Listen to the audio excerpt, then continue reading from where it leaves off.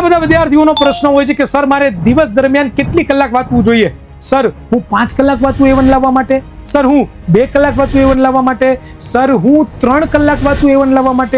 તો શું મારો A1 આવે ખરો બોર્ડની પરીક્ષાની અંદર કે મારી સ્કૂલની અંદર? તો દીકરાઓ હા આવી શકે, પરંતુ હું આ 3 મુદ્દાઓ કહું છું, એ 3 મુદ્દાનું તમારે ધ્યાન રાખવાનું છે. અને ત્રીજું તો દીકરાઓ સૌથી વધારે ઇમ્પોર્ટન્ટ છે, બીજું નહીં ત્રીજું. હા દીકરાઓ, પહેલો મુદ્દો છે ઇમ્પોર્ટન્ટ છે કે તમારે લોકોએ સમજવાનું છે કે ક્વોલિટી મેટર કરે છે, ક્વોન્ટિટી નહીં. સર આ ક્વોલિટી એટલે શું? દીકરાઓ 2 કલાક વાંચો, પણ એવું વાંચો કે જે 5 કલાક વાંચ્યા બરાબર હોય, બરોબર ને? ફૂલ કન્સન્ટ્રેશન સાથે, અને વાંચવા સમય દરમિયાન વાંચવાની જ વાતચીત થવી જોઈએ, બીજી એક પણ નહીં.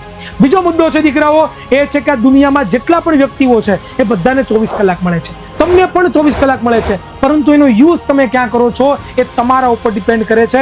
જો તમે એનો વ્યવસ્થિત પ્લાનિંગ સાથે day to day to do list બનાવી અને ટાઈમ ટેબલ બનાવી અને એ ટાઈમનો તમે સદુપયોગ કરો તો 100% તમે 2 કલાક અંદર વાંચીને પણ સારામાં સારા માર્ક્સ લાવી શકો છો. અને ત્રીજો મુદ્દો કે સૌથી વધારે ઇમ્પોર્ટન્ટ છે એ છે દીકરાઓ કે દરરોજ વાંચન કરવું પડશે, દરરોજ 2 કલાક આપવી જ પડશે. રવિવાર હોય, તહેવાર હોય કે કોઈ પણ પ્રસંગ હોય, એ બધાને અવગણીને દરરોજ વાંચવું પડશે, તો દીકરાઓ તમે A1 લાવી શકશો.